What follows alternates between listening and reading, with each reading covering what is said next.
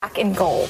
The Steelers have signed Vic to a one-year contract to make room for him on the roster. Pittsburgh placed quarterback Bruce Gradkowski on IR. Vic, a four-time Pro Bowler, last played for the Jets in 2014. Here's his new head coach, Mike Tomlin, and Big Ben Roethlisberger.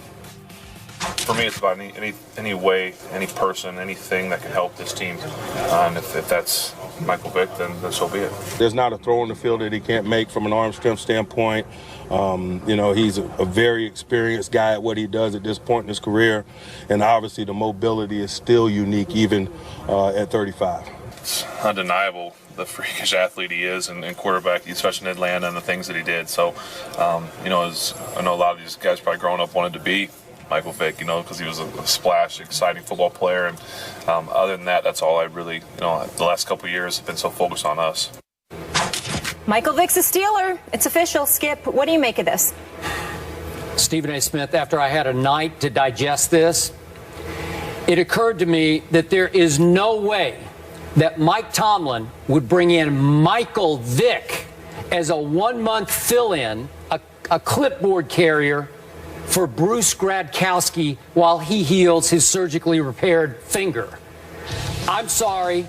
The Steelers now have a new backup quarterback, a new number 2 quarterback, and his name is Michael Vick. Again, I've watched Landry Jones because I support the University of Oklahoma, grew up loving the Sooners, following them. I watched every snap Landry Jones took in college. I've told you before, never sold, not the biggest fan. The only thing Landry Jones, former 4th-round pick by the Pittsburgh Steelers, now there for 2 years, going into his 3rd. The only thing he has in common with Big Ben is just being big. He's a big, strapping kid who resembles Big Ben in stature, but not in talent. So I'm to the point where I'm guessing, just maybe educated guessing here, that the Steelers have basically given up on Landry Jones. He was hit and miss the other night. I did not watch it in his second preseason stint. He went 10 out of 19 for 172 yards, which is pretty good. A couple of touchdown passes, one big interception. I just think that Mike Tomlin, who, by the way, went to the same high school that Michael Vick then went to in Newport News, Virginia, where obviously Michael Vick is an all-time legendary figure and remains to this day and will always be at that high school especially, that Mike Tomlin said, hey, I've got to bring him in. He's 35 years of age, and Mike Vick had one big game last year against Mike Tomlin, Pittsburgh Steelers. Helped the Jets win that game. Shocking. Jets defense helped win that game by creating 4 turnovers. But Mike Vick was okay in that game, threw for 132 yards, 10 out of 18. He did run 8 times for 39 more yards. And I think that night Mike Tomlin said, hey, he can still play. So I think there's been a changing of the guard in Pittsburgh. I think that Mike Vick is now one play away, one injury to a guy who's incredibly durable in Big Ben, but one play away from being the Pittsburgh Steelers quarterback is Mike Vick. Skip Bayless, I applaud the signing. Obviously, Mike Tomlin is incredibly fond of Michael Vick. They come from the similar backgrounds, same area, and I know Mike Tomlin well enough to know that if you are worthy, he's going to try to look out for you in every way imaginable. And I definitely don't believe that Michael Vick is somebody that doesn't belong in the NFL. My concern with Michael Vick is that he's punch drunk. What I mean by that is that he's taken so many hits, particularly over the course of a couple of years with the Philadelphia Eagles, that I'm incredibly alarmed at the impact that it had on him. I saw him take a rib shot and grab his head. I saw him drop like a corpse when he got hit by Kerry Rhodes years ago in Arizona.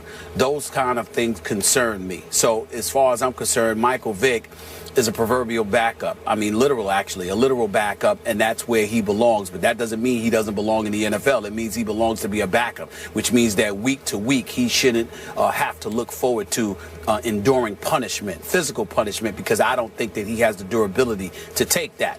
But I'm reading also from Ron Cook's column in the Pittsburgh Post-Gazette, and I got to tell you, I love the column. I thought he did an outstanding job writing that column, and here's why. He pointed out all of those things you pointed out and what I'm pointing out right now, but he also elaborated extensively because apparently there are folks in the city of Pittsburgh, Pennsylvania, who are threatening to sell their season tickets. They want absolutely nothing to do with Michael Vick. They consider him a reprehensible individual, and I agree with Ron Cook. You know, stop it. It's ridiculous. Grow up. Michael Vick obviously served time in a federal penitentiary due to the dogfighting scandal. We recognize that. We recognize that he was wrong. We recognize that his actions were egregious and unlawful. And this man paid his debt to the society. It is that simple. Ever since he got out, he has been a completely different person. He's one of the most model citizens, I believe, that you could find when you talk about resurrection as it pertains to the modern day human beings in the world of sports. Can you think of a better case study, Skip Bayless, than Michael Vick? Because I can't. The guy has been absolutely phenomenal. As a statesman, he's been somebody that's contributed to PETA, to the Humane Society. He's spoken out about how wrong it has been as it pertains to animal cruelty. He's been a paragon of virtue as far as I'm concerned in that regard. And he's completely turned his life around. And he's conducted himself as a model citizen. And he is one of the few individuals that has made Roger Goodell look very, very good in terms of Roger Goodell's willingness to give him a second chance by allowing him to come back in the league in the aftermath of his prison sentence. So when I look at it from those perspectives, the fact that people would still react this way towards him, I think is shameful. And I think folks in Pittsburgh who feel the way that they do in terms of not wanting Michael Vick because of his past have no forgiveness in their heart, have no compassion whatsoever, and they should be ashamed of themselves. As it pertains to Michael Vick and the Pittsburgh Steelers, Ben Roethlisberger is as durable as it comes. He's Big Ben for a reason. He's played every game the last 2 seasons. He's coming off his best season of career, 103.3 passer rating, throwing for nearly 5,000 yards, leading the league in that category, the touchdowns, the way that he has led with the multitude of weapons that he has at his disposal, and Antonio Brown and Wheaton and Bryant and Shula, with Le'Veon Bell coming back once he serves his 3 games, for the weed issue, with him and LeGarrette Blount. I think the Steelers have a chance to go to the Super Bowl. And I think somebody like Michael Vick, with his veteran presence, with the trials and tribulations that he has endured, with the kind of man that he is going to be an asset, not a liability to that franchise. And I applaud Mike Tomlin for bringing him on board. Okay. Are you saying asset as a quarterback or just a locker room presence? I think that as a weapon, Skip. I don't want to say either. I definitely think it's as a locker room presence. I definitely think that they're going to find a way to utilize him with his evasive and elusive abilities, combined with the strong arm that he has. Is he going to be the quarterback? No, but I could see him coming in there, on trick plays and making things happen in conjunction with Big Ben Roethlisberger. I can see him doing some things along those lines and them really finding a way to utilize him as a weapon. I can see Todd Haley coming up with something in that regard, and I look forward to it. I'm not so sure about that. My experience with star quarterbacks, top 5 quarterbacks, they don't want a gadget quarterback to come in and sub for them or have to do something else in the offense that wasn't in the offense to start with. Like Ben would tell you, I don't need a trick play. I can pull that play off better than any trick play can. Yeah, but I've seen plays, Skip, when Antonio Brown has thrown a pass or two. I've seen the Steelers, exercise trick plays. I've seen them do it in the past, and Ben Roethlisberger didn't have a problem with it then. So why would he have a problem with it now? Not to mention the locker room presence. Not to mention Michael Vick's ability to sub for him. There's a multitude of ways you can figure out to use Michael Vick without compromising Ben Roethlisberger. But you can't substitute Vick for Ben to run the trick play. You see what I mean? Ben, I don't think would sit still for that. That's just me.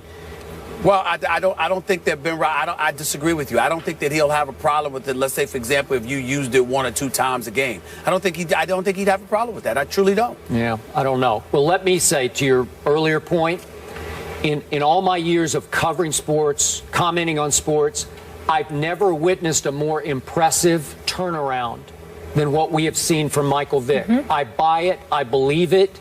I'm a dog lover. I certainly have forgiven him. I'm fine with him playing, and I hope people in Pittsburgh could do the same. And by the way, the opposite side of this, it's almost ironic. Roethlisberger has been a big dog advocate, big supporter of the Canine Corps who helped the police. So I don't know. I think Pittsburgh will end up being just fine with Michael Vick being there. Yeah, and the last statement about that, Skip Bayless, is just as human beings, man, especially when somebody pays their debt to society.